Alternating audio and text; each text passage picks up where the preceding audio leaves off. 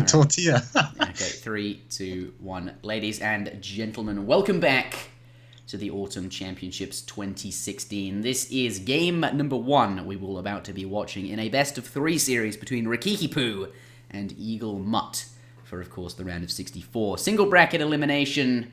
The winner will progress onwards to the round of 32. The loser will be eliminated. EAGLEMUT switching from Russia to Japan to Dutch to Iroquois. All of the civilizations going through here. Landing on Portugal, perhaps the slot machine has finished. But Rikikipu is playing as the Germans. Wow. I think he's just trying to give Rikikipu a seizure or something. That was he was really switching through those quite fast.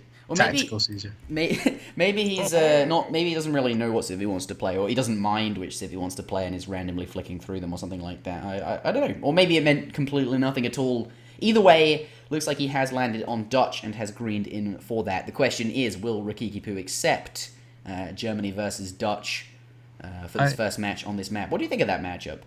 I think he might actually. Well, so previously on the old patch, this used to be heavily German favoured in the sense that Germany, they would get out their 9 Uhlans really fast, 5 Uhlans from the stable, and then your 2 Uhlans times 2 from the shipments, and they would kind of just overwhelm Dutch to the point that you had so many idle vills in the TC. Germany would age before you, and you kind of just get steamrolled by their shipments. Yeah. But now, because of the slight changes to the Dutch banks that kind of smooth their build over, but most importantly, the German Uhlans have 10 less hit points, which crucially changes the number of hits that a Hussar needs to kill them.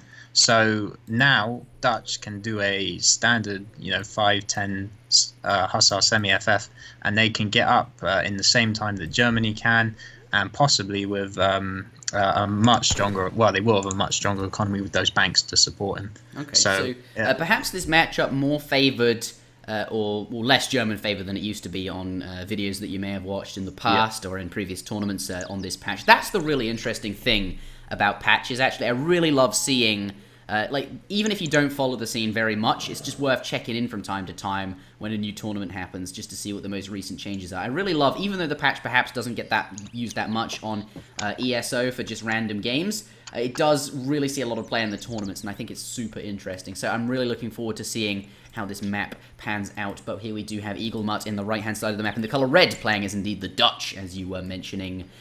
Did pick up 40 and 50 coin as his 2 treasures. Going to be incredibly happy about that. That's 90 coin. It's almost 100 coin. That's almost a villager. And because villagers cost gold for Dutch, those 2 coin was effectively food treasures, which early on in the game, combined with this 80 food treasure, is going to be absolutely exceptional for him. Going to be able to get that age up really nice and early because, since he found all that gold, can bring these villagers on the gold mine off sooner, back onto food, and just get that age up in queue sooner, perhaps, rather than later. He's going to be really pleased about that, but we do see the blue player going for 60 wood. Let's introduce him. Here he is, the German player in the left-hand side of the map.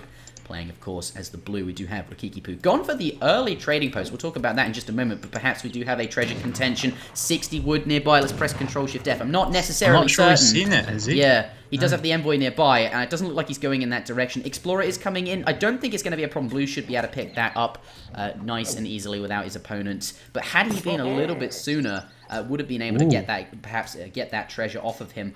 Either way, does find the Explorer, and as a result of that, with the Envoy and Scout, is able to snare him there. And you can see really nice control from Red, bringing that Envoy in. You have to be really careful, because if you just right-click on it and don't do anything, the Envoy gets in the way of your Explorer, and then the blue one can escape. But here, being very careful, bringing that, and bringing it in front just to block him there. Really nice control. Gonna get as much damage as he can early on here. It does take a lot of concentration, but providing he doesn't miss a villager or miss his age up or anything horrible like that, should be fine. Is getting a bit close to the town center. Does see that as well and chooses to get back. You don't want to be lured in too close because the villagers can pop in the town center and then do some damage to your unit. Perhaps not so relevant because Germany's villagers don't want to go in the town center as often because they are much better at gathering. But that was some interesting stuff going on. Sorry, as you were just saying, it required a lot of concentration, and he was being quite diligent with the envoys. So I had a look back at Red's town center, and his deer, I think they got a bit out of control when he lost a lot of villager seconds. I mean, if we compare that to look at where Ricky's deer are, he's killed them right next to his town center. That's absolutely no villager seconds lost. So I think Red probably actually lost something like 50 food while that was all going on. Do you think so? Yeah, that's a huge amount. I mean, look, one of his villages is really far away from his town center on his starting hunt. That hunt should be where Ricky's is, right under your town center. Yeah. And so maybe he didn't do as well following that explorer as we thought he did. Yeah, either way, though, he's definitely doing well on treasures. So either way, 70 food there in combination with the other ones he's picked up. He's still going to be pretty happy about that. But yes, as you mentioned, shooting the deer away, newly created village is going to take longer to get over to those hunts. And of course, the villagers already on those hunts will then have to walk even further to the new loot. So maybe about 50 food. It's really hard to quantify, and we'll not actually know really what the impact of that was. Maybe somebody can check the recorded game afterwards and give us a number that they've figured out and put it in the comment of the YouTube video. I'd really be interested to see that. But by the looks of it, both players going up to the next age. Dutch is slightly further ahead and has now got his first bank down. He's building that with the villager there. Germany going for his second trading post. He's going to be building that during transition. So I think Germany does have a Fortress Age agenda in mind and is looking to get lots of XP nice and early here. And I think Germany can get away with that against Dutch, right? Because, not going to be seeing too much pressure usually out of Dutch unless they're doing something particularly unusual because, Dutch likes to send banks or 700 wood or a bank wagon, something like that early on. So unlikely to see pressure, quite likely to get away with these trading posts. So what do you think's coming up? Well, normally they can get away pretty easily with their Ulan semi-FF, but now because of the lower HP, he's going to have to be a bit careful because I'm expecting a stable from EAGLEMUT. Yeah. In which case, the Ulan versus Hussar fights are going to have to be controlled very carefully. We can see a settler wagon coming forward here. Is he going to build a barracks? Normally, you wouldn't build a stable in the middle of the map, so this is either a misclick or he's going to go for a Rax. And he's not up for a good time there, Envoy Explorer and no, the Iroquois Tomahawk. Unlucky. Is going to be okay. This is interesting. Going for the what is it called? The beer factory place that makes outlaws. Buster's Cantina. Yeah, and apparently. Let's take a look at the shipments. Look at that. He's building a bunch of houses. I wonder if he's going 700 wood. No, that's for the Dutch player. I wonder what the German player shipment's going to be. I would imagine it's the one that makes your houses twice as effective. Yeah, you'd have to think. Colonial I think it's, housing or something. Rugged. It's something like rugged houses. Yeah, whatever it is, we know what it makes the houses twice. They support 20 population, and that's going to give him all the population he needs to create these outlaw units, which are very expensive in terms of population. He's got 6 in queue, so a batch of 5 plus 1 in queue at that pub, and we're going to see the saloon. That is, I've remembered the name. And those units, these are the musket style ones. I think he's creating. Well, he's got 2 options: the Comanchero, which is the kind of a dragoon unit, and the Renegado, which is a skirmisher unit. And we can see Blue's Explorer was actually in red space, so he was looking to see, is it a stable coming down, is it a Rax coming down, so he knows what unit he should be building. And he's got the right one. He's got the Renegados. Yeah. Which I think he was going to build anyway, but if his Explorer had seen a stable, he would need to know that he's got to make a batch of Comancheros next, but he's seen that it's not, so he doesn't. Baby, did you see those, just executed those 2 villages with these. These things have ridiculous ranged attack, 40 range times 2 versus infantry. These are the skirmisher style units. These are not the musketeer style units that I mentioned. So these are very weak to cavalry, but we do not see any cavalry, able to just destroy absolutely everything. What he does have to be careful with, though, is Mike does lose one. They are expensive to the town centre fire there, but did manage to kill a few villagers, and they are all built up as well, and is delaying that wood shipment from being collected up, and as a result of that, things like houses and banks are not going to go down. But yeah, you do have to be careful with these during a fight, because if you focus fire one unit down with all of them, such a waste, because these things take ages to reload here. Here we go. He calls Minutemen. He needs Minutemen, and maybe he can make this work. There they are. Nicely done. Yeah, he can. What's going to happen here? Good.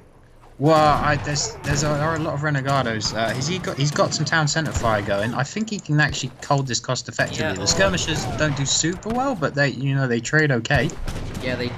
Yeah, the problem is the reload animation and making sure you get the most out of each shot, because if they're halfway through a shot, they don't fire instantly. They do take you see that? They take a while to shoot, so if you have to retask them, then all of that time's wasted, and then when you start to do the shot again, they'll do it all again. So this unit is very, very clunky. It requires a lot of micro, and because the damage output is so high on them, you need to make sure that you're not overkilling anything. You can lose a lot of damage as a result of that. Doppelsodners do come in, though, and are actually going to be able to, they're nice and close to those skirmishes, going to be able to do some damage, but will be finished up nice and quickly. Though 2 of the outlaw units do walk into the skirmish, into the Minutemen, and do die there. Not too good. So Ricky did get a couple of vills there, but he's also losing kind of just his unit mass. These units are not easy to build up a big mass. They kind of train a bit slowly. You're only ever going to get a batch of 5. He can't really support any other production, so he has to be a little bit careful. But he's certainly working away at Eagle's economy. EAGLEMUT's economy is certainly not in a good state. He's lost a lot of vills. He only has 2 banks. But at the same time, Ricky did lose a lot of army for that. But he does still have 2 trading posts, which is good for him. It is, and but the Dutch player also has 2 banks there as well. So it's, even though it is 25 to 17, the economic unit population, I don't think it takes into account the banks. But it says after recalculating, and then shows me when you hover over it a bunch of stats. I'm not really sure. I'd have to take my time and look at. Oh, so you think it? Okay, so actually his economy's in the dumpster right now. He's not going to be too happy at all. The military unit population is very much in favor of Rikikipu, but that's because outlaws cost so much population. It's not actually a good reflection on the military capabilities here. But at any rate, having sent 5 Ulan, 3 doppelstones, 8 crossbowmen, and just training nothing but these outlaws, he's actually got a reasonably sized army. Yeah, and good for him that he also catches a glimpse of the stable here, so he knows he probably needs 1 batch of command sharers at least. But I mean, he's doing well killing the skirms here. A few more vills are no doubt gonna just drop as well. Yeah, look at all the skirms going down as well. They're all going to be polished up. We do, though, have 5 hussars in queue, and if they pop now, that's going to be really strong. Look at all of these effectively skirmisher / crossbowman style units that can easily get massacred. 5 more coming in as well. Here comes the cavalry. This is exactly what he needs. He doesn't have Minutemen, though, sadly, but if he can get a good surround on these, he's going to do some nice damage, and there's no defending units here.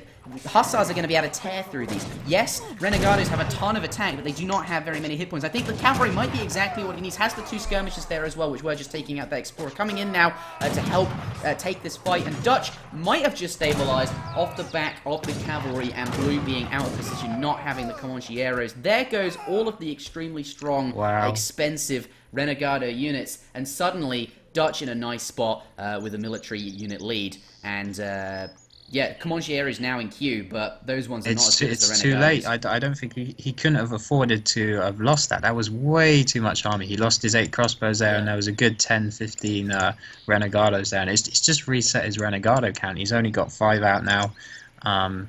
Oh, the Hussar's getting a really nice raid down at the bottom as well. And he's going to even up this economic unit population if he can take a few of these out. He's going to have to fight those 2 Ulans now, so no more villages are going to go down. Here comes the Renegados to help with this fight. So the raid is not going to be too successful. Okay, he did reset the Renegado count, but that villager lead, that economic unit population, 10 villagers ahead. Do you think maybe he just has the economic potential to just bounce back here? He has those 2 trading posts as well, so... Well, the main thing is he hasn't shipped either of his settler wagon shipments, so the 3 settler wagons, 2 settler wagons could come in and help him get back. But the reason why we saw those hussars get a nice raid on was because those villagers were actually gathering at the coin mine down at the south. Yeah, because he's just absolutely annihilating all the coin mines on the map, exactly, so he has to gather really far away, so that's a good point that you bring up there. Yeah, and Eagle, I think he's played Ricky quite a bit. I think they know each other quite well, and Ricky does this mercenary strategy a bit. So he knows that he's the best way to counter this strategy is to often target those coin mines. So I expect we're going to see him go back and try and raid that coin mine or other coin mines as a priority this game. Yeah. It's funny because Dutch doesn't need the coin mines as much since they have the banks there. So the coin mines aren't being consumed at the rate they normally would in a match. So actually, for this particular matchup, interestingly enough, Germany has more coin going into the late game. I wonder if that will be particularly relevant. I do wonder. But at this point in the game, look, 36 villagers now as a result of that settler wagon shipment arriving. That is an enormous shipment, one of Germany's best. 6 villagers plus 2 Ulans as well. Their economic unit population so far ahead in terms of Germany. I think at this point he's able to just create units at a much faster rate than his opponent. But having said that, score still in favor of EAGLEMUT, and maybe he can make something happen here. But the unit count is now getting quite scary. It is getting though to that point where it's going to be very difficult to manage all of these. Here we do have a fight. Yeah, I mean, a bunch of shots from the Renegados. Fortunately, they haven't managed to get one volley off, and they by the looks of it, we're focusing down just a couple of skirms. They really need to be all tasked onto separate skirms if he wants to get the most value out of it. But here, Blue does have a lot of units. This is not looking too good for Red. Equally, though, no cavalry, though, so he can escape if he needs to. No, we saw the effect of the less HP on the Ulans there. They melted pretty fast. But this time, Ricky, he had kind of more of a balanced composition. He had that anti-cavalry. Going into hand combat there, I really like that. Go ahead. Yeah, so we had more of a balanced composition, and so yeah, he can't be caught out. 3 more Hussars come in, but he's still got those command sharers, which are actually going to fight Hussars in hand combat. Yeah, I'm sure he wants to switch them back, but it's just managing. Like, you need very high APM, right, to manage these Renegados efficiently. Either way, the cavalry do go down, no problem. We're not going to see another batch of cavalry for a while since one was just created. These villagers now going to have to get back, being forced off to hunt, and that could be the end of the game here. No more hunts for the red player. Is not going to be able to get any more food. Only has 96 in bank. Has already sent 700 food as a shipment. I doubt that he has 600 food in there. And as a result of all of these things, will not be able to train very many more units at all. Thankfully, though, Renegados don't have very good siege, so he is going to leave the area for the time being, but I don't think this hunt is very safe. It's not like he can just go back there. I mean, throughout the whole of that, EAGLEMUT unfortunately had quite a few idle villages. His coin mine ran out, and I think he had about 10-15 villas on that, so he's going to miss a batch of reinforcements as well. Yeah. So he's in a bit of a dire spot, really. He can't sneak up to H3. Ideally, as Dutch, you want to be getting out kind of those Reuters, using the skirm shipments, and I don't think he's going to be able to do it. He's kind of forced into this position where he's going to have to do skirmisher, hussar, and pike, which is kind of always an awkward. It's a bit awkward to play with pikes in the second age. It really is. Like, that lack of musket is gonna hit you. Just by the looks of it, though, 8 pikemen do arrive. And he's going to clean up this raid. Again, though, at the cost of, I think he lost a villager there. So we can see the economic unit population, it's changed again. Ricky's now 10 ahead. Yeah, as he is able to kill a few of these villagers and sent that 2 settler wagon shipment as well, which is enormous. 4 villagers is still really good. 600 wood does arrive as well. I wonder what he's going to do with that. Probably add it. Look at that, he's at 188 population. Look how fast he's getting through these coin mines. He's got 35 people on coin. He's banked up a lot of coin, and these coin mines they're just disappearing from the map. Yeah, he needs to add in a second saloon, but obviously that's not something you can do. You can only ever build one of them. So I think it's at this point that he needs to start switching over to ordinary units. He needs to perhaps let some of these mercenaries die and free up some population so that he can add in a few more units. Yeah, but tearing through these coin mines. Yeah, and I mean, he's got to push in because of just how much population he has. He just needs to trade some stuff away. Yeah. But, I think that was a good point you mentioned, that sometimes people continue with the strategy maybe too long. If he switches over to new units, it could be a good idea.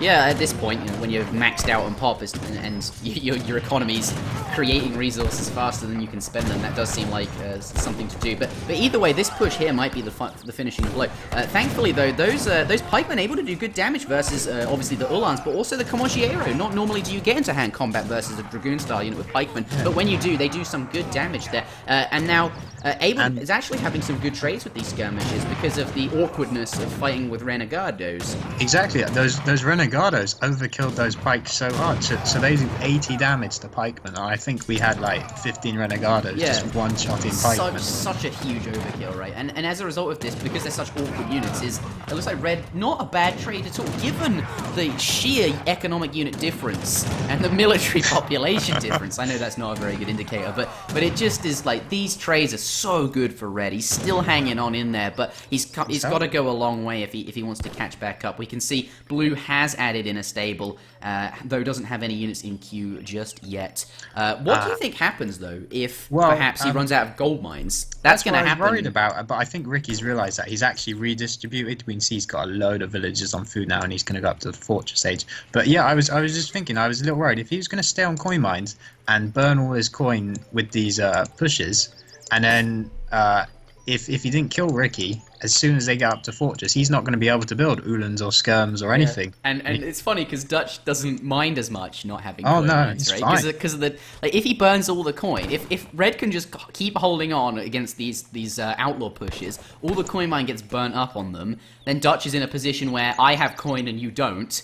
And then that spells, like, if anyone's familiar with how Age of Empires 2 works out, where there is only a limited supply of coin on the map, it'd be very similar to that, where the player with the coin is just able to create superior army, right? With only food and wood, all you can make is crossbowmen and pikemen, which are really not that effective against the gold units that Dutch would be able to make. But we're a long way from that. But I do wonder, there's still actually quite a lot of coin on this map, so that's quite far off, right? There's still 4,000 up there, another 2,000 down here. I think Ricky, he has kind of realised that, and he has changed it up now. I think he is going to Fortress, and he's gonna. Do we see a Rax out of him just yet? Yeah, he's got a Rax. He's got a stable as well. So I think he's going to go over to more of a standard unit composition, which is probably the correct choice in this game. Now he got the advantage from his nice unorthodox mercenary push, and now I think he should just close it out playing some standard Germany. Yeah.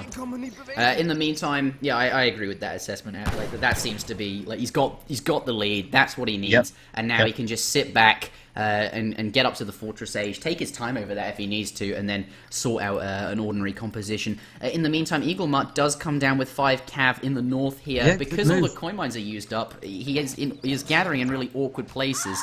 And is able to get some villages. He really does need to kill quite a number of villagers to catch up, though, I think. But this is a start, right?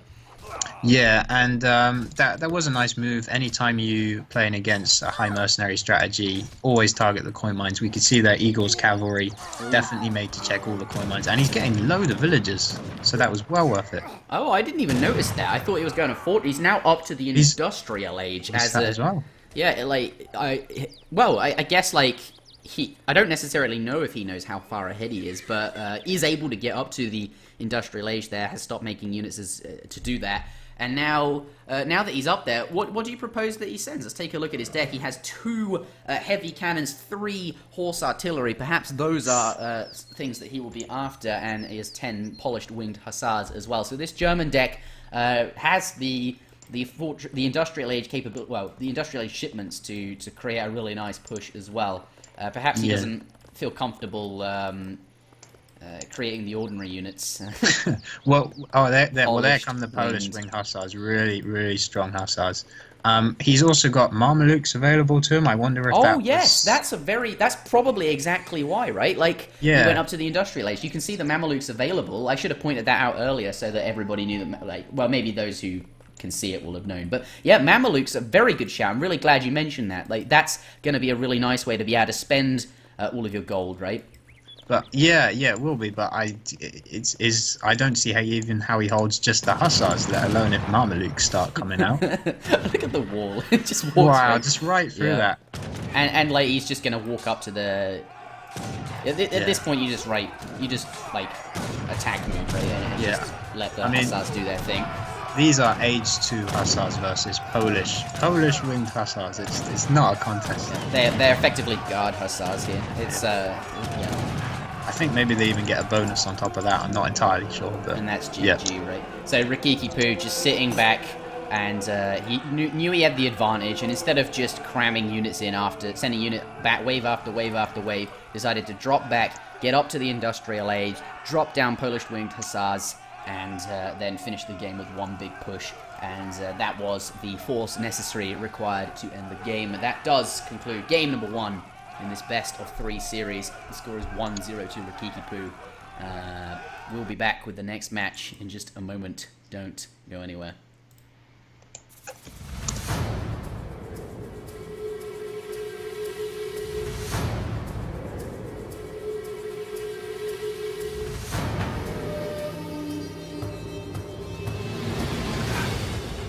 They were powerful dynasties of Asia.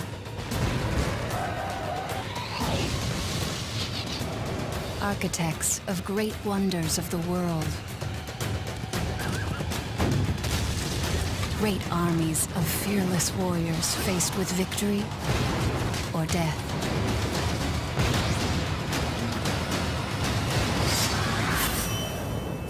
Age of Empires 3, the Asian Dynasties.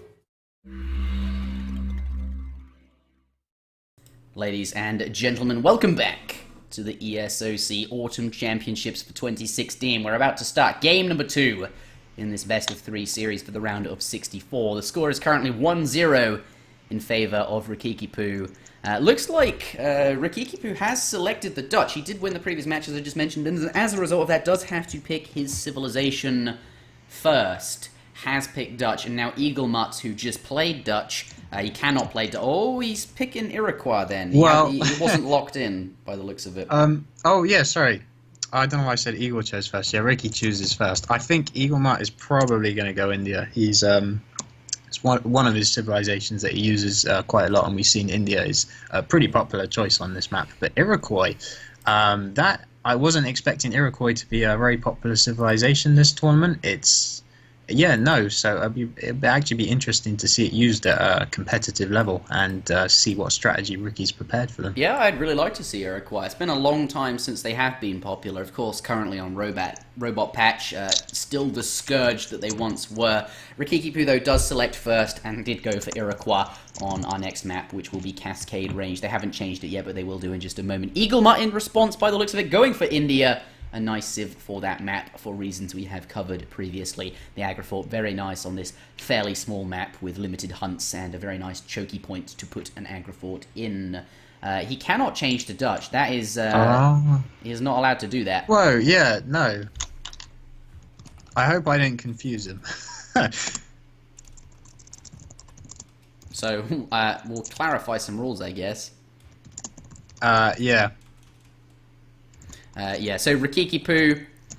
To be honest, I think EAGLEMUT is going to go India no matter what civ Ricky chooses, but we should make sure this is done fairly. Yeah, that was my fault there. I got the players mixed up. Yeah. So if EAGLEMUT is okay with this matchup, then we can begin. Yeah, I mean, as I said, EAGLEMUT is probably going to go India anyway, so it's he's not. Yes. Yeah, it doesn't matter what civ Ricky goes. All right, so that was So Rikikipu locking in Dutch, and then we did just offer EAGLEMUT the chance to change if he wanted to, if he wasn't happy with India. Dutch versus India. But by the looks of it, not going to be playing Iroquois, as we just saw, is going to go for Dutch, and that'll be interesting versus India. So. Northwest Territory is the picture set, but Cascade Range is the map. Here we are, game number 2 in this series. The score, as I mentioned, is currently 1-0 to Rikikipu. Starting with him in the south of the map in the colour blue, playing as indeed the Dutch. All coin start, bar 1 wood. Dutch, going to be really pleased about that. And I imagine India is going to have a coin crate. He'd rather have the extra food, right? Yeah, India will not be happy at all with that.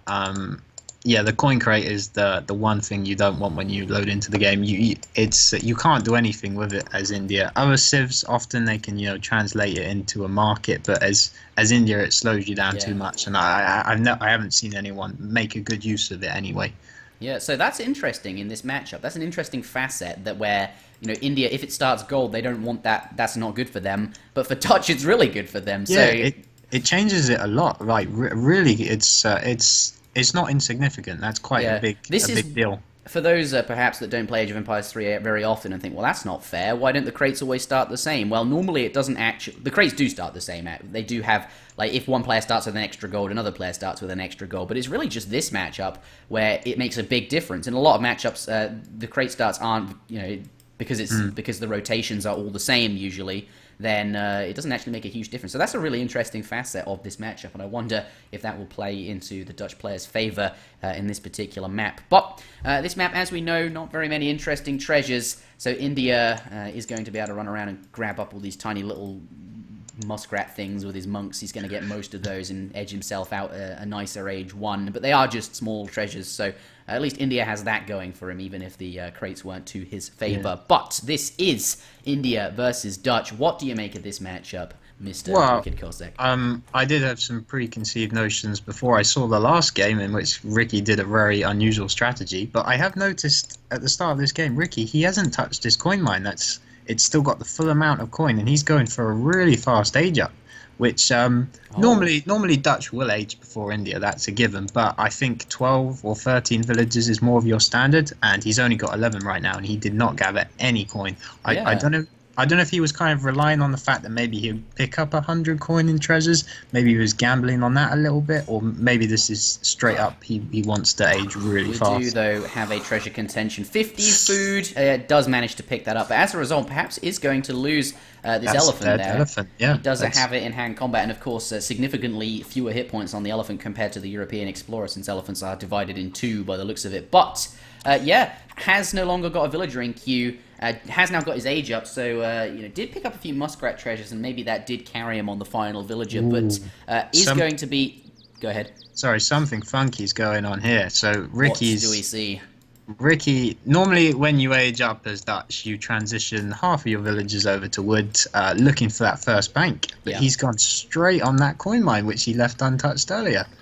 Okay, so he's perhaps not looking to get a bank during transition, which could signal to us, right, something aggressive. Yeah, I'm just taking he's certainly a look not going his, for the long game doing this. his Go ahead. deck to find if there's any kind of clues, and he's got Dance Hall for age 2. I don't know if he's going to pull that out, but that's a card that allows you to trade Ronin. Saloons to dance halls, which have Ronin and Outlaw type units cost less population. You would never put a card like that in your deck unless you're intending to use it. So I think what we are going to see, ladies and gentlemen, is another Outlaw / Saloon style build order from this player. 2 forward villagers do come forward. That looks like they want to be. Is he going to get blocked? He's at 800 food right now. He's at 900 food right now. He needs to put down an aggro fort. Put it down. Yeah, can he find the space for it though? He's going to dump it over there by the looks of it. And does manage to get it down. But look how he's only just started building it, right? The villagers have only literally just started like whacking it with their little saw. I'm not sure how hitting it with the saw and that saw and hammer actually builds it, but that's not the point. His opponent is up to the next stage already, 400 wood on the floor, and is planning by the looks of it to do something quite funky. 2 forward villagers. And aggressive. Yeah, it's going to be... Look how far close... Are they literally... No, they're not going that far forward. Okay, they're going back a bit. But I thought for a moment they were going to build the saloon on the periphery as close as they possibly could to that town centre. And that might well be what has just happened. Actually, a Rex has just come down. It is not going to be a saloon here. Perhaps the saloon will... Well, we could see the saloon. Oh, no. Oh, wow. So this is really all in. So he's just going to 2-rack Skirmisher Pike. Skirm Pike coming out. Okay. This is, I don't think... The only signifier of this the red player has is the incredibly fast age up, but Dutch can age pretty quickly anyway. So he's gonna scout it now. He's gonna see it now. Really nice for him, because if he didn't see this coming, he's in a world of trouble. Yeah, that could really hurt. It's so unexpected. Dutch, I think a lot of play, like even in that last game, we saw the German player going for those, both those trading posts really early on, not anticipating anything aggressive out of him. And in many other games, people just go, "Oh, Dutch will be fine." And I think we saw British earlier, just not building his Raxes until much later in the game, getting all those manor houses down. If this went unscouted, it could be so surprising and really, really damaging. But Aggro Fort is still not complete, is almost there, but even still, it's not even in a very good position, right? He would ideally want that in his base, given that these 2 Raxes are here. Against this, you would definitely want it in your base, but I think because he's scouted it, I feel like this is possibly defendable. I mean, Ricky, he's got no banks. He's not going to build a bank anytime soon.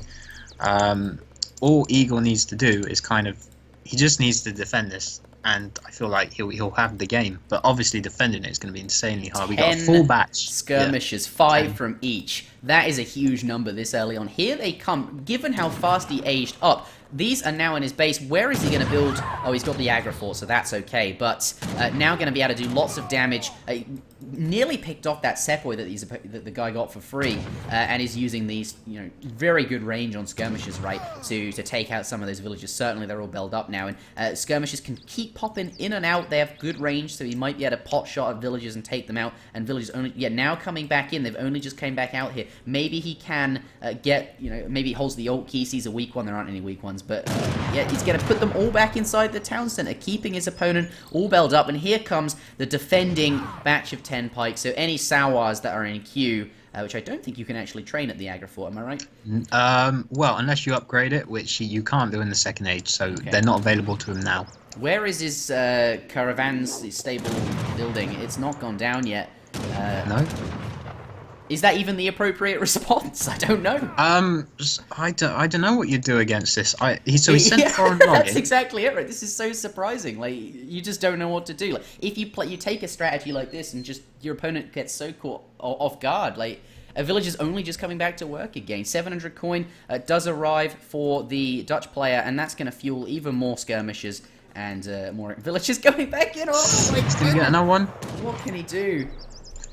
Yeah, I feel like he's got to send some of his villagers away. All of his economy is just getting idled every time. I think he should maybe sneak some away because so Ricky hasn't got any cavalry, so he doesn't need to worry about that. He's seen 2 rats. They're sending them back in again. He's just not getting anything done, and this Dutch army is starting to get bigger. He is, taking shots at the skirmishers, and there is a skirmisher dying every now and again. But given how not on top of getting them back out he is, I think this is fairly even, right? Like, all of those villages build up is quite a lot of resources he's not gathering. So the only thing he's got going for him is he's shipped foreign logging, which is a nice wood trickle. So he can kind of afford to idle a few vills a bit because he's still getting income. But while he was doing that, he's actually got like 7 seaboy, and I think he should have just jammed the seaboy in Ricky's base while that was all going on, and maybe bell him up as well, try and get some revenge. That's definitely a very good point, right? Like, these are idle, not doing very much. All the skirmishes on the other side of the map, these 3 villages on the gold mine here, you could certainly do some damage to. The villages on this gold mine you could do some damage to.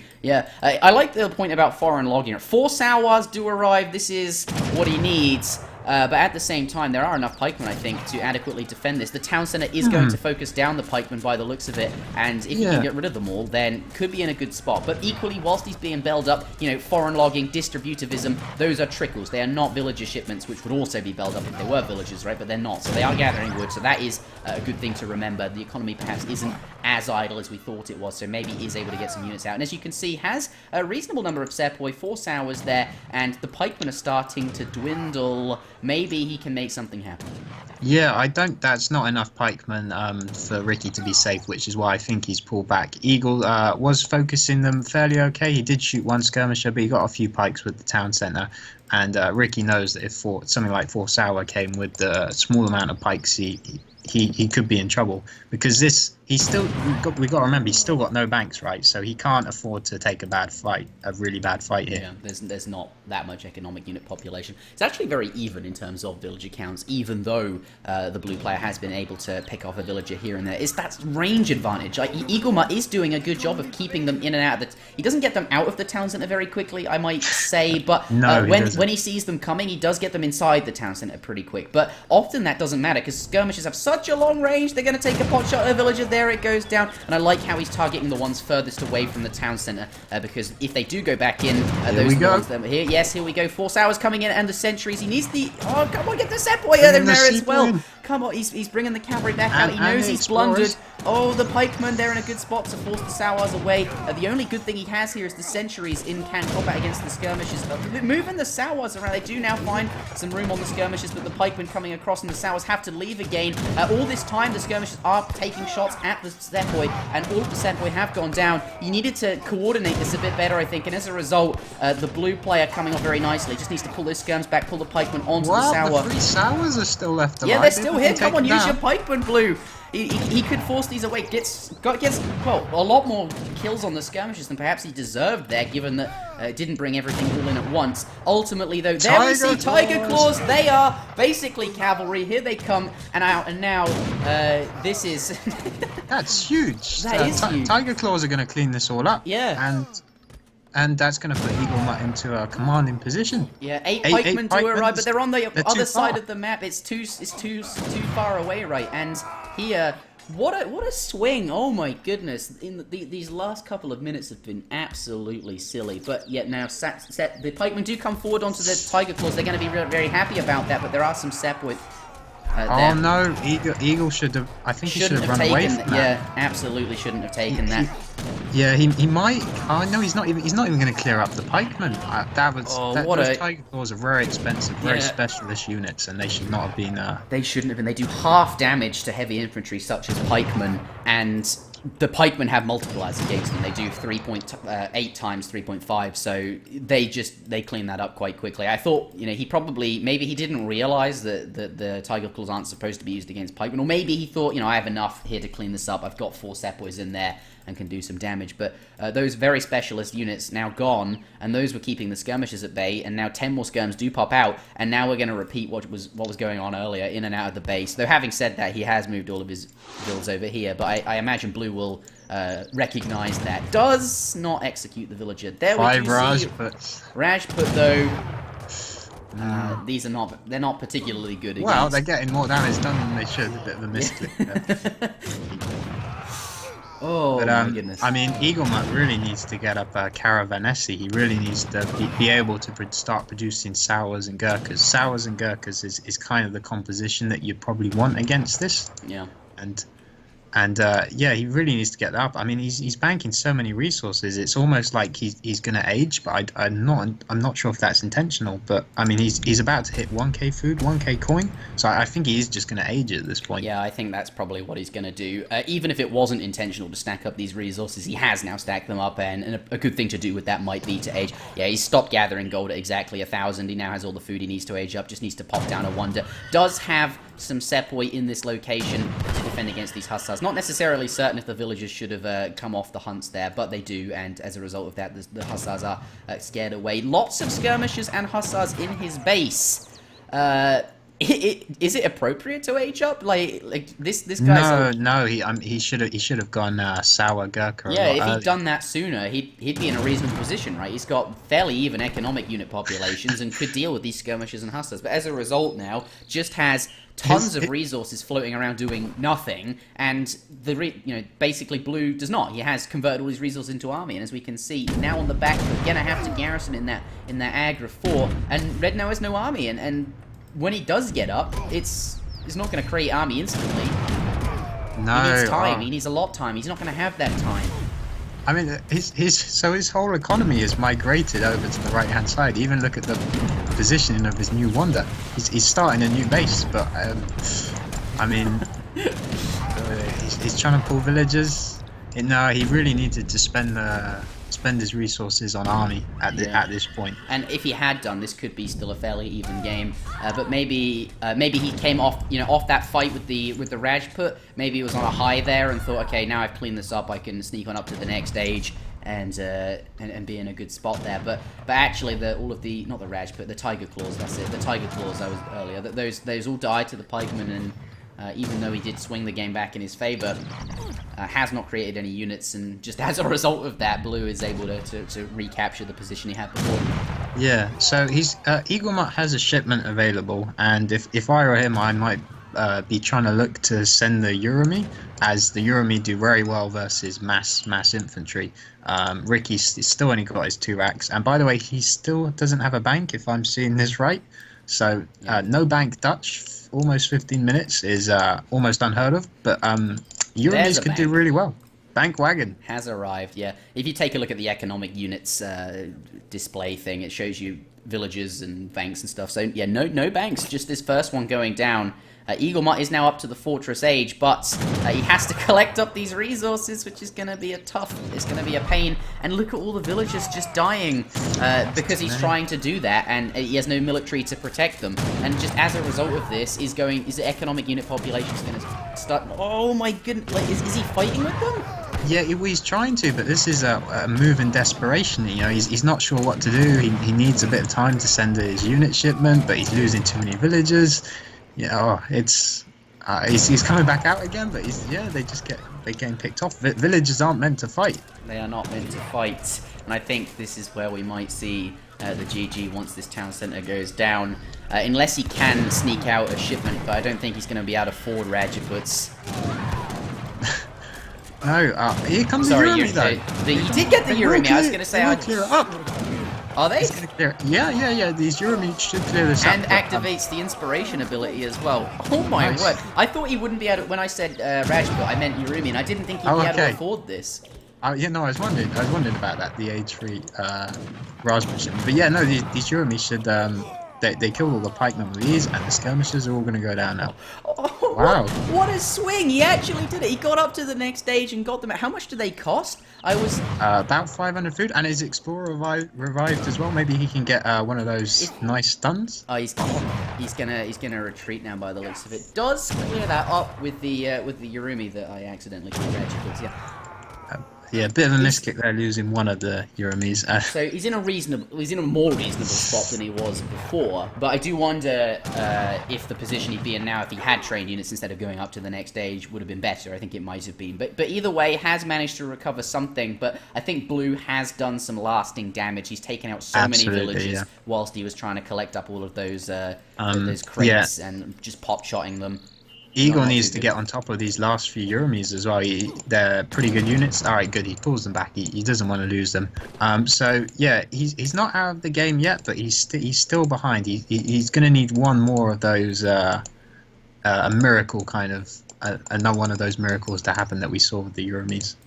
Yeah, he is tremendously behind in terms of economic unit population. So yes, he does need to make something really happen with the remaining Yurumi. Intervention does arrive. The Redcoat Musketeers here. I wonder, so Blue was, on top of his base. His opponent had just gotten up to the next stage. I think you do have to anticipate Yurumi at that point, Absolutely. Right? And he didn't do that. He didn't pay any respect to Yurumi pop. And as a result of that, just stayed under the town center when he didn't need to, and lost all of his army there. Either way, has managed to bounce back with his superior economy, but had he not taken that risk, had he not allowed the Indian player, which was really his only out, that was India's only out, Yurumi pop and destroying all of his army, he managed to do it. Blue did not need to let that happen, but it did happen. Either way, though, we do have another fight. Can the Yurumi do some magic? He does have some pikemen there. They're going to clear them up pretty quick. Yeah, the pikemen do not stand a chance versus these Yurumi swordsmen. Come on, get the redcoats in range. You need to move them up closer. Sadly, though, this is redcoat versus skirmisher, and redcoats, of course, are musketeers that are weak to the skirmishers here. Yeah, that's fine. He did some nice damage. He pulls them back now. I've just been quite amazed by the curious situation going on over here for the whole of the game. It's not like Red can do anything about it, though. And even if Red could, he's got this house and this stable, he'd see it coming. I think he has tabs on all of Red's units. But yeah, it's kind of funny that there's this tower just sitting around. Maybe Blue should do something about that before the inspiration ability does recharge. But that's going to be a while from now, right? Yeah. So maybe he will do something about it before inspiration recharges. He probably has a good idea of how long that ultimate takes to recharge. But taking out even more, now he's more than double his opponent's economic unit population. And really, I don't think at this point anything can save the Indian player, save some miracle raid. And well, we might see 6 hours as a unit shipment come out again, and maybe turn a fight at his town center as Ricky's playing with quite low pike count. Although he's making hussar now, which can counter the sours quite well. Yeah, they are pretty good. Sours don't have hussars don't have any multipliers, whereas sours have multipliers versus infantry, so they are better against infantry than hussars would be normally, but not very good against other cavalry, I suppose. And as you mentioned, do counter them there. We do see disciplined Mahouts. I think if Dutch plays this safely, does not, gets all his banks up, gets all of his techs done, and takes down this Tower of Victory, I think he'll just be able to win, no problem. But if he plays risky, like we saw earlier under the town center, not paying any regard to stuff like Yurumi or Mahout Pop, something like that, maybe if he does fight under the town center, as you were mentioning, then India can take out the army. And if he can do that, maybe he still stands a chance. But that does involve Rikiki playing risky. I don't think he's going to do that now by the looks of it. It's going to come down quite a bit to micro, as Mahout's kind of one of the units that can either get a lot done, where they trample 40 skirms, or they get nothing done. They kind of just pass around a bit and they barely get an attack off. So it's going to come a lot down to unit control here, as Ricky pushes in again, and we're going to see can the Mahouts catch him off guard. Yeah, he doesn't know that they exist yet. They're just out of line of sight. He's now going to bring them in. I don't think he has a shipment on the way or anything like that. Mahouts now. There's two more Mahouts do arrive on the correct side next to the skirmishers. They're going to do some good damage. Of course, area 2 ×2 versus skirmishers. The pikemen frantically coming back to deal some damage, but the redcoats, I think they ought to be taking down the pikemen. I think that's what he's trying to do. Yeah, you can see him targeting them, but I do think Red does not have enough units. Blue has more units than he does and is able to... Oh, having said that, though, all the pikemen are down. There are still 2 half HP Mahouts. Yeah, he's managed to take it out. Rikiki, all of his army does disappear again. He does not need to keep coming in, but he does. And as a result of that, has given EAGLEMUT the opportunity to get back into the game. Mahouts coming forward with their quite good siege damage. Maybe he can take out these 2 Raxes, and if these skirms certainly can't do anything about it, he's managed to swing it. He's completely irrelevant, but he's just gathering at his enemy's coin mine. This is descended into chaos, really. Yeah. Oh, the pikemen! Ooh. Getting good damage on the Mahouts. Yeah, I think at that, he has to take that fight now. Yeah, you can't run from that at this point. Yeah, he's going to kill those there. There's no problem. They did get some good damage there, and those skirmishers now going to run away. Rax is going to go down. We keep saying this, right? Dutch has an insane economy relative to his opponent. Yep. But time and time again, EAGLEMUT are able to keep bringing it back as a result of Rikikipu fighting under his town center and things like that.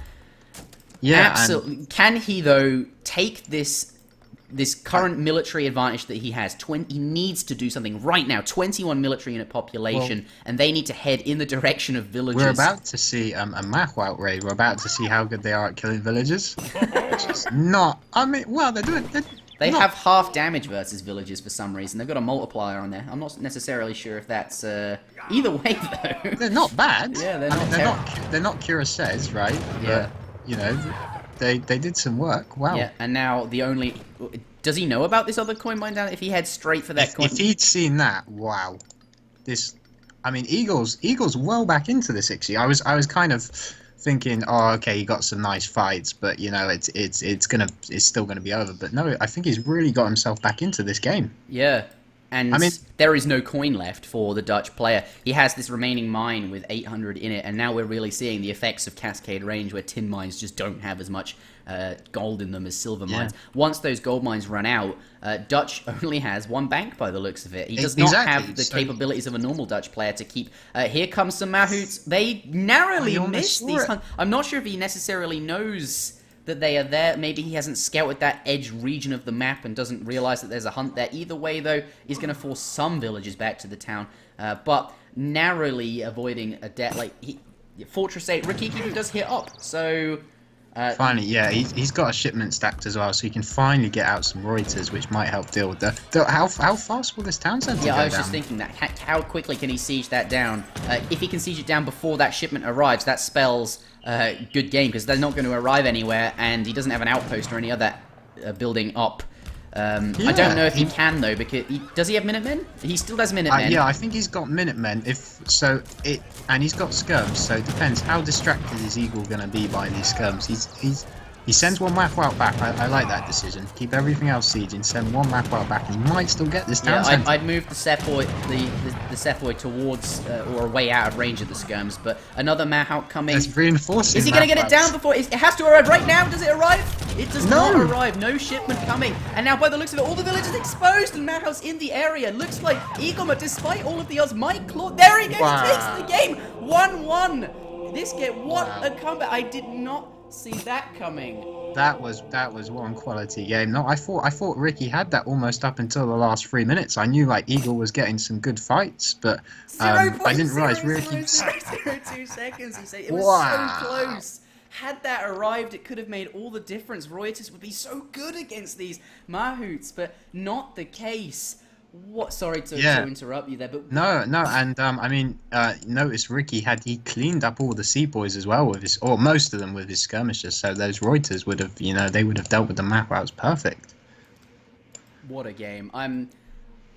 As I mentioned earlier, not to take anything away from EAGLEMUT, but Rikikipu, had he not kept going underneath the town centre and had more respect for the big unit pops that India has access to, perhaps like Tiger Claws, like the Yurumi, like the Mahouts, maybe this wouldn't have happened. But still an exceptional game and very well played from EAGLEMUT, despite perhaps 1 lapse of judgment earlier where he went up to the Fortress Age rather than creating units. But this...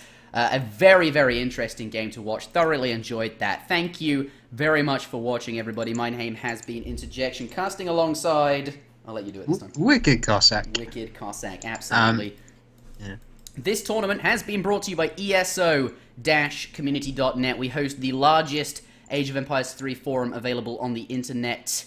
And we host seasonal tournaments with large cash prizes, usually about $1,000, plus a $100 betting tournament as well. You don't put any money in, you sign up for free, you get some imaginary points to spend, and you bet on the outcome of games. And if you do really well with that, you can win $100. Definitely sign up our forums. Even if you don't intend to use it, do show us some support there. Bookmark our site, and all donations received on this stream will go to funding future prize pools. We will be right back after a short break. I want to grab a coffee, and then we'll jump back in to this deciding match. The score is currently 1-1. Do not go anywhere.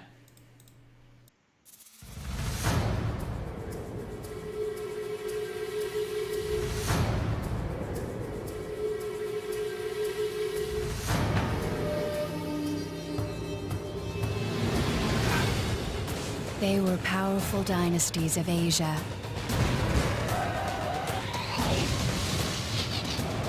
Architects of great wonders of the world. Great armies of fearless warriors faced with victory or death.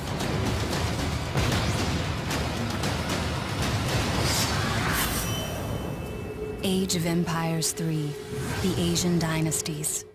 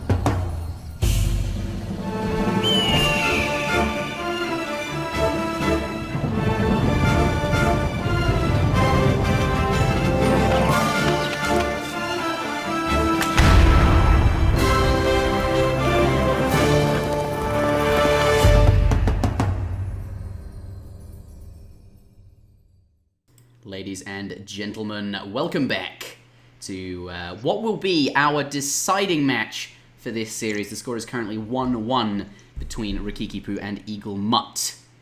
We will be seeing our final map on Baja, California, and of course joining me as always for this series will be WickedCossack. And what a series it has been so far. Definitely my favourite one of the night. That last game was that was something special. That was. I love, you were just saying to me whilst nobody could hear us that you were going to bump this one off the schedule should we had a different series available, because, you know, we're pressed for time. Some of the players aren't always available, or when they are, they need to play immediately because they're on schedule. And these guys would have had to wait for another time, something like that. But glad to see this really, really nice match when you get two evenly skilled players, and certainly some funky build orders going on as well. Some really nice, surprising stuff. That German game, very different, and of course Dutch playing at an aggro agenda at age 2 certainly can be unexpected. But are you ready? Both players still on the same civilizations as previously. Yes. Yeah, we will see now. EAGLEMUT will select his civilization first. We'll let them know EAGLEMUT selects first.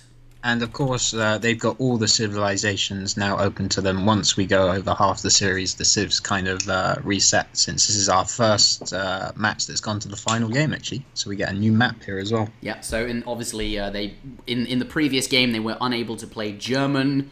Well, Rikikipu was, and in the previous game, EAGLEMUT was unable to play Dutch, but because they'd already played it. But when you get halfway through, it does reset, and Rikikipu looks like he's going to go back to his Germans, which he does like. So maybe we'll see the same again out of him. Maybe he has a different German agenda lined up for us. We will have to see. But now Rikikipu has selected his civilization.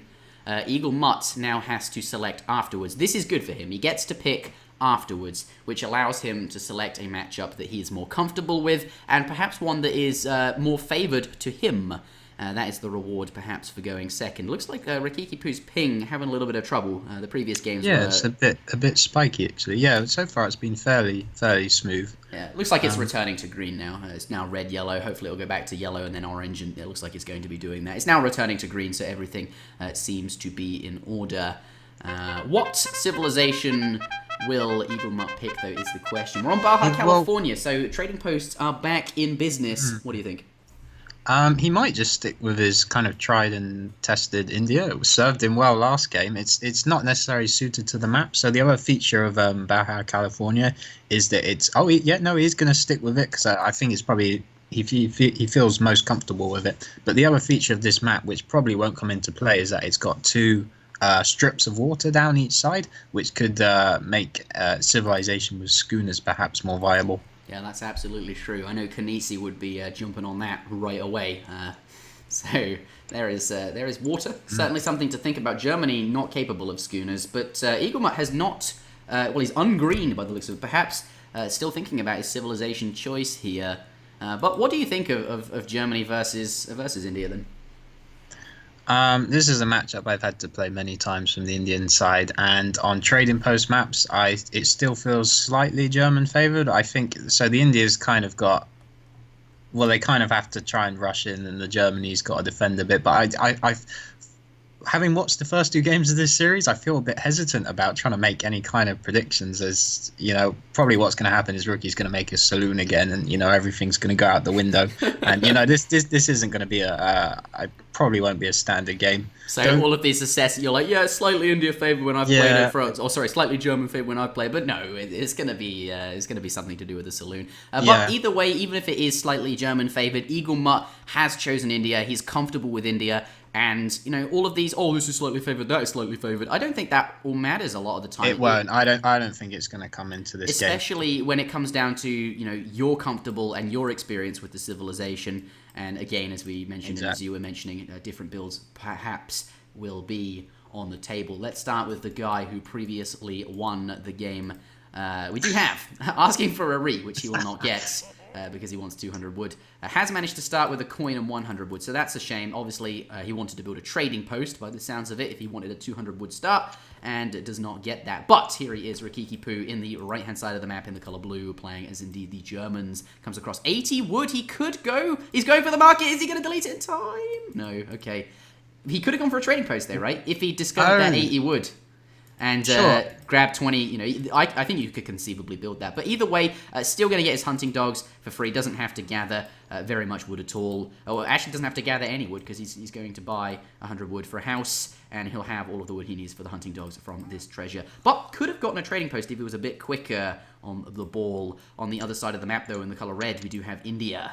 Not going to be too happy about the wood, as we mentioned last time, since it is difficult to use that coin. But both players in the same boat here, although Germany is able to turn that into hunting dogs by the looks of it. But what is the Indian player going to come across? He has collected, by the looks of it, only the starting muskrat treasures and hasn't really found anything particularly big or interesting yet. 70 XP there, but I don't think that would be too useful, certainly now that it won't help him get that first shipment any sooner.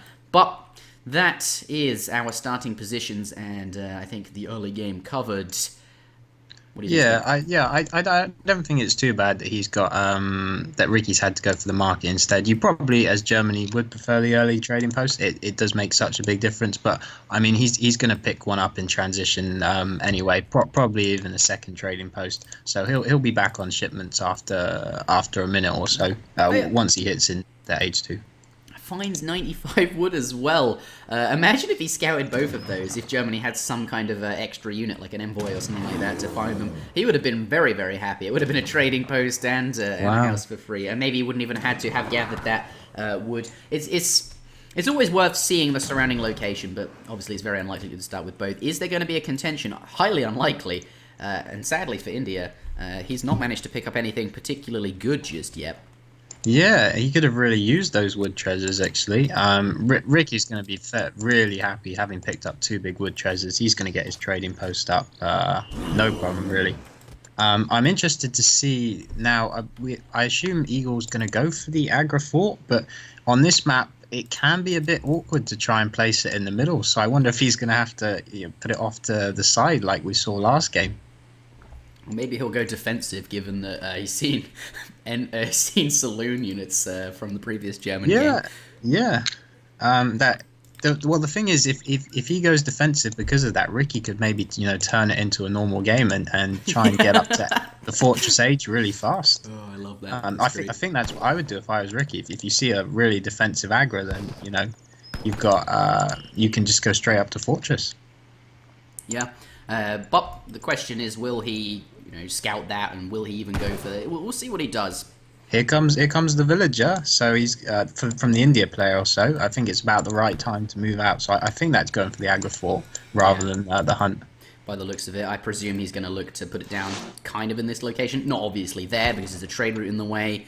But there is a coin mine and 2 hunts very nearby. Does pick up 75 coin. That's the first substantial treasure that he finds, though sadly it's not one of the most desirable. I wonder where he is going to put the Agra Fort. He's having a hard time with this trading post by the looks of it. Yeah. He's just gotten that 800 food. He needs to put it down now.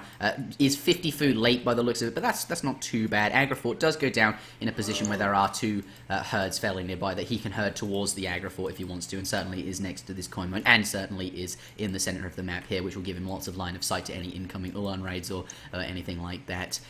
Nice map control position, nice map control location rather for an Agra Fort. Yeah. So does manage to get something meaningful down there by the looks of it. But India, as you were mentioning, not India, Germany, as you were mentioning, does go for the trading post. Has managed to put that down over in the top location of the map.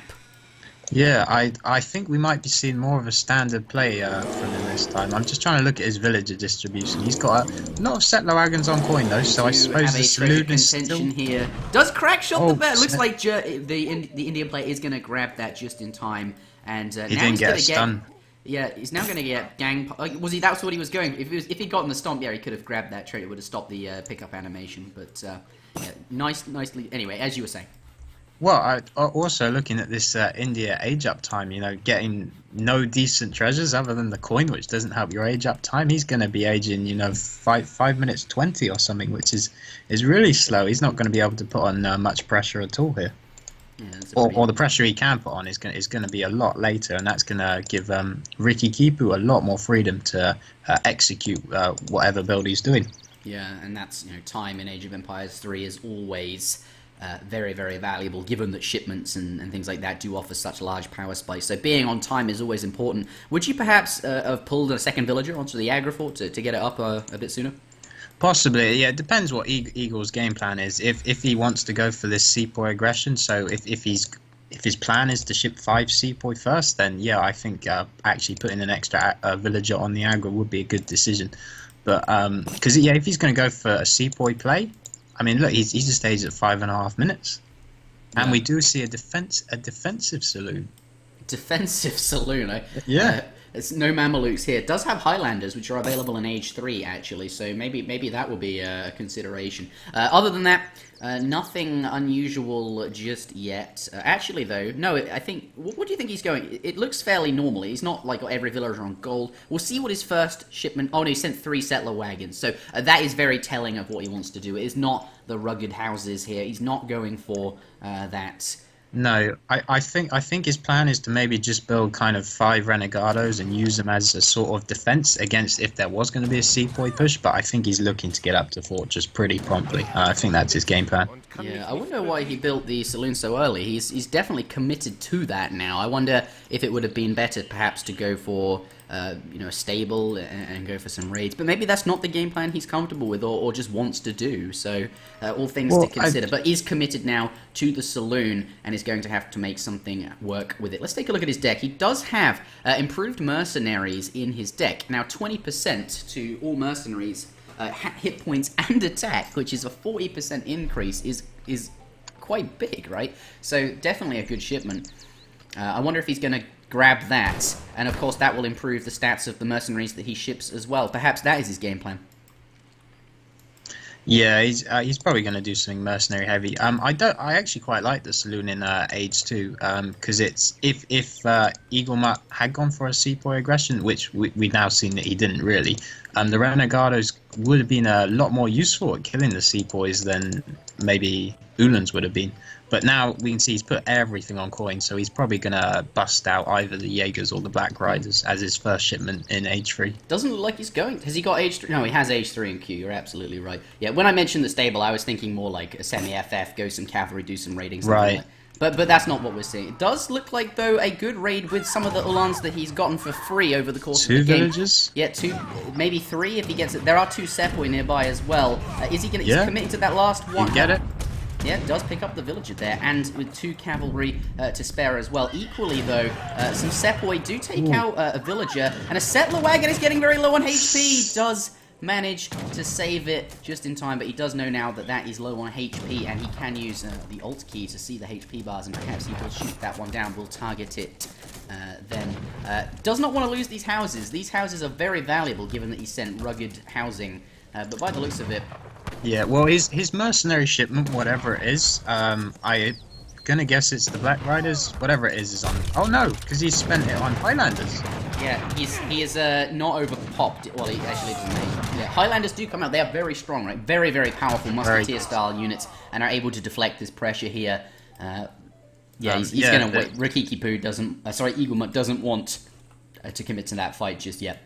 Especially since Minutemen and a batch of mercenaries could arrive. The sepoys normally are the most dominant musketeer unit, but the Highlanders kind of, they make the sepoy look pretty puny, to be honest. Those 5 Highlanders could probably deal with the current sepoy mass that Eagle's got with some nice micro anyway.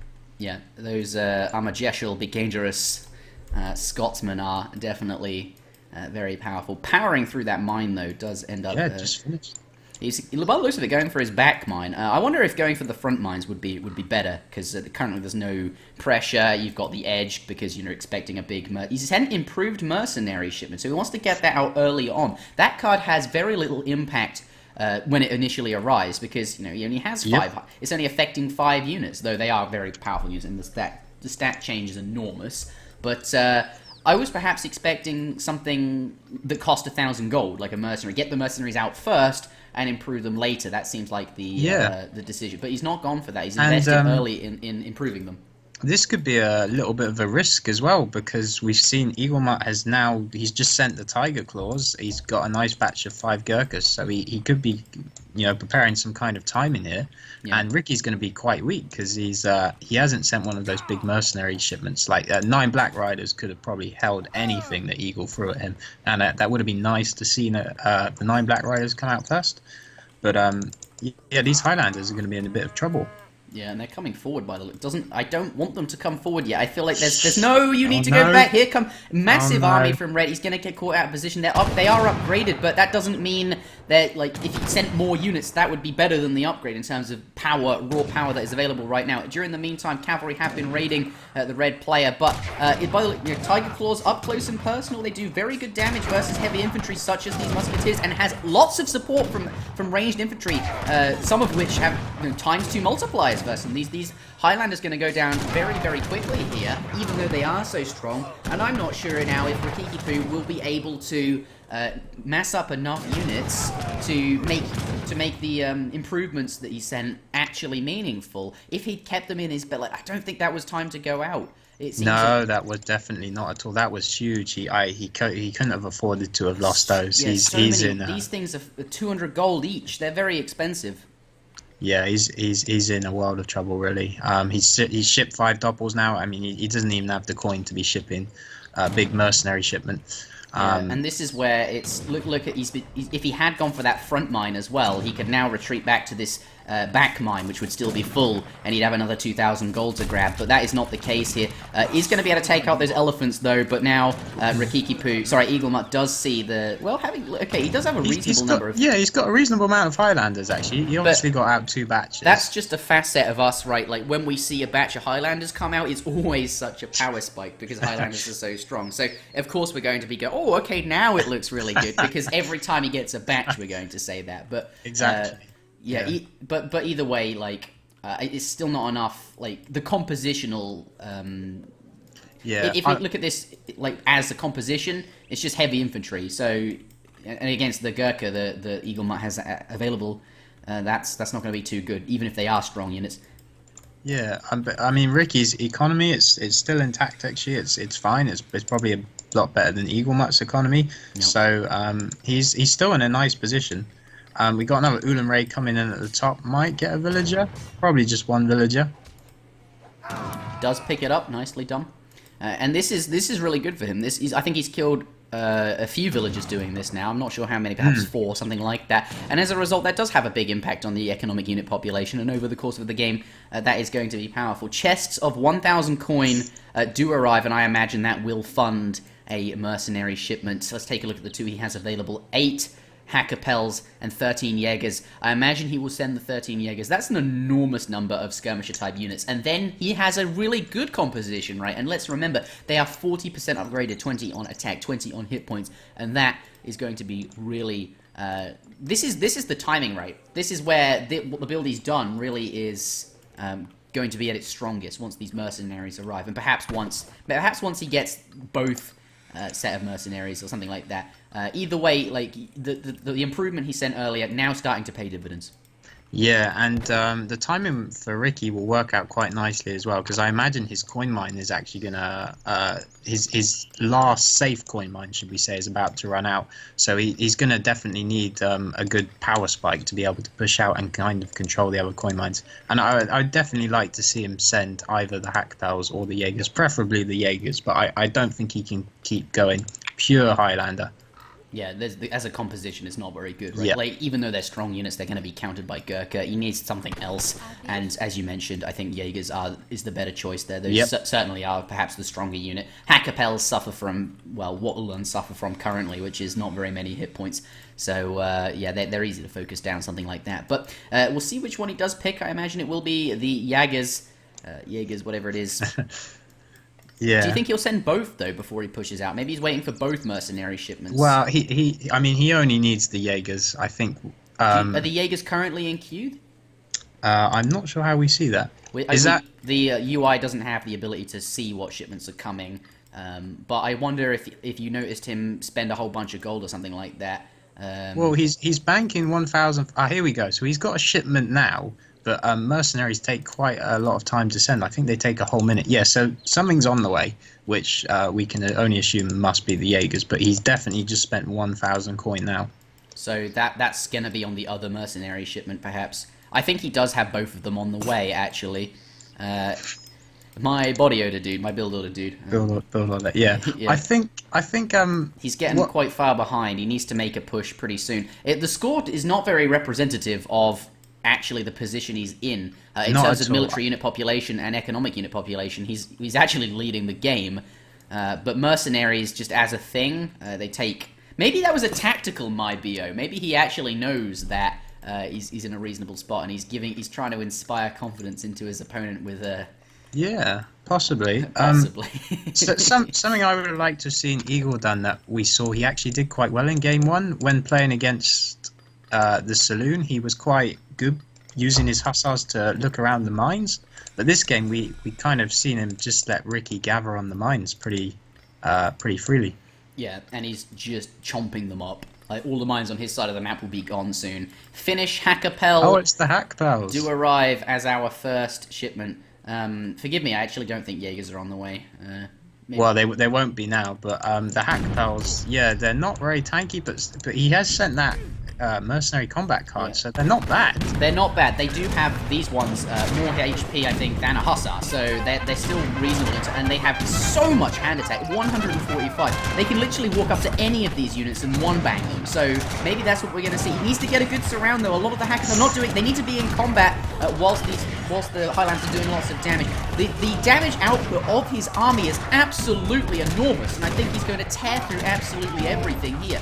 The micro that he needs to be doing is focusing down the musketeers with his Highlanders so that his Hackapels have more longevity, since of course they are weak to the hand combat of those. Looks like though they have run out of Hackapels, but that's okay. All of these Gurkhas are still in. Can he clean up these last remaining Gurkha before they get out of range? Otherwise, they're going to be a little bit of a pain in the ass. But look at WickedCossack. He has sent, or has a bunch of wood actually, at his Agra 4. Yeah. That is not very good, because now he does not have control of this location at all. That's going to be an 800 wood swing in Eagle. Euromies! How good will they be against Highlanders, though? That's the question. Very good. They counter them. They do counter them, but there's a lot of Highlanders there, and he can focus them. They are doing, and Gurkhas, supporting Gurkhas do come out. Yorumi are doing very well, as would be expected, even against such powerful, high HP. Oh my! But they are ultimately more numbers. So the reason he had the wood at the Agra was because he actually aged up the fortress. So Ricky hit him at the perfect time there. Whilst he was aging, yeah. Yeah. Does manage to get the wood up, though, by the looks of it. Rush some village. There's still 300, 260 left. They're going to finish, and has some villagers over. Has chosen to send them. So he's still going to gather up that last 200 wood, and as a result of that, that's a 400 wood swing. 200 less for Eagle, 200 more for Rikiki. So and dumping down an arsenal right here as well. And actually, come to think of it, given that these units are, what do you think of the arsenal? Is that? Yeah. So you don't actually get a very good upgrade for the Highlanders. It's just I think it's a melee combat upgrade, and it's very expensive. That's flintlock, isn't it?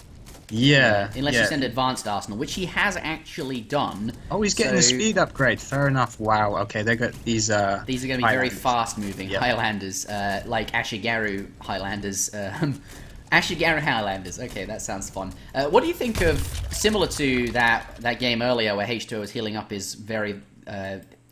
in one of the games that we casted earlier for those watching on YouTube, H2O made some mahouts, and they have tons of HP, and was pulling all the weak ones away, and then healing them up with some surgeons that he got out of the Ottoman consulate, or the British consulate, something like that. And these are in a similar position. There's a few very low HP Highlanders here that he could pull off, perhaps make a church and start healing them, but I do wonder how cost-effective that would be, since the church is 100 wood and as you mentioned that, we got a church right up here. Oh, baby. They do cost coin, though, and the coin on the map is starting to dwindle. Right now. Yeah. What happens? He's so invested in these Highlanders, right? Oh, come on, Gurkhas do good damage against Highlanders. He is quite close, though, and with good micro, he could pick off a whole bunch of these. Look at the speed of the Highlanders, though. These Gurkhas can't kite. Yeah, they can't kite at all. You're absolutely right. These are now incredible units versus everything. They've just got so much damage. I really, really love him to take the weak ones and put them somewhere safe where they can't be shot down by anything, and have them healed up by a monk or something like that. These units, because all units in Age of Empires 3 heal at the same rate, no matter what their HP is, as a percentage, then these are really, like, these kind of units, if you're going to heal a unit, these are the best units to heal. So I really like to see that. Come on, EAGLEMUT, focus down the weak Highlanders. You can see, hold the alt bar, take a look at that. There's one with 12 HP, there's one with 53 HP. I'd really love he's focusing the Uhlans. That's a waste. Yeah, that is. But there's also another big concern, right? Look at the remaining coin on the map, and WickedCossack, what do Highlanders cost? They cost a lot. Well, it's a lot of coin. Lot of coin. Not sure on the exact amount. 200 gold. But the point is they cost gold, right? And there's not going to be any remaining. And he's very, very invested into these Highlanders. Which makes me wonder if he's going to be able to create very many more of them. Maybe he can... Go ahead. He won't be able to, but I think he's done enough. He's got enough Highlanders out that he can possibly just clear up this game. Unlike the first game where we saw he did make that transition because he knew the coin mines were running out, I think this game he's kind of assessed that actually probably does have enough just to win it off the back of the remaining coin mines on the map. They walk around so quickly, it's just absurd. Yeah, it's 5.2 speed, which is insane. Really. Yeah, and they have Flintlock active, Tilly's Discipline active, which I'm not sure what Tilly's Discipline actually does. Oh, he sent the Advanced Church. He's playing as... Tilly's Discipline makes every villager gather worse, except for those on mills, I believe. Looks like we do have, just as it dies, we do see both Minutemen popping out and a shipment of redcoats here. But either way, he's still going to. It's not going to be enough, is it? It's just an Those Highlanders. Highlanders are just crazy. Too strong. 3 strong, 5 me. Barrage puts, and I don't think that's the answer. We'll see though. Yeah, they're not going to be the answer. I mean, are they even going to be able to catch the They're not even going to get us around at all. They're not. Yeah, EAGLEMUT does resign there. Once you get to this point with a Highland, 75 ranged attack, 520 hit points with a 40% resist versus melee units, 5.2 speed. He is invested in a monster unit. Yeah, I mean these units, they're better than Imperial Musketeers by a long way. They're better than Imperial Sepoys. You know, any Musketeer unit, and he's only in Age 3, and they're just so much stronger than Imperial units. That does conclude the series, though. Rikikipu does progress through to the round of 32. Very much looking forward to his game. Some very interesting strategies coming out from him. I wonder how far they will take him. Very, very fun to watch, though. EAGLEMUT, however, is eliminated. Do you have any final thoughts to add on this series? I just really enjoyed that series, actually. Some pretty unique strategies coming out from Ricky, and kind of showing off the saloon play there, that mercenaries potentially they could be maybe a viable way to play Germany. Since the Uhlan got nerfed, people have been complaining a little bit about Germany. Maybe the saloon is the way to go. Maybe. I do wonder, right? Because like now that Uhlans have been nerfed to this point, I mean they're still reasonable, but I don't know. Like it's unexpected. Nobody in Age of Empires 3 really has ever, at least currently in the current meta at a high level, has ever really considered Highlanders and mercenaries generally. Go ahead. There is one player who, Kaiser Klein, he likes them in unrated games, but he's never kind of had the cojones to maybe use them in a tournament game yet. I don't think he has full confidence in them, but maybe we'll see it. Yeah, but if they are perhaps viable in competitive play, then which they, by the looks of this, could be, then suddenly all these balance changes result in very unexpected outcomes that you weren't necessarily expecting. You were intending to fix one thing, but in doing so have now brought up a whole different problem. But whether these are viable or not is just a different question. These two players are not the same caliber as some of the top-level players that you see in grand finals. But certainly something to think about. Maybe there will be some inspiration. I'd like to see Azamk have a go at this, and I wonder what somebody like H2O does think. It'll be interesting to ask him what he thinks of this kind of strategy. I have the feeling he might dismiss it quite quickly. But at the very least, very fun to watch today. And that does conclude what I think will be our final series. We may have another one after this. We'll have to find out, but most likely not, I think. But thank you, everybody, very much for watching. My name has been Interjection, casting alongside WickedCossack. Yeah, thank you very much for watching, guys. It's been some really nice games. Yeah, I really enjoyed it. This tournament has been brought to you by ESO-community.net. We host seasonal tournaments, all with cash prizes and a betting tournament as well. The betting tournament, you don't put any money in yourself. You just sign up free of charge, and you get given a whole bunch of imaginary points to spend. And you bet on the outcomes of some games that the organisers have decided that you can bet on, and the winner of whoever ends up with the most points at the end of it, going through all of the different odds that are given, will receive the cash prize for the betting tournament. So definitely sign up to our site if you want to take part in that and want to see if you are invested in this tournament action.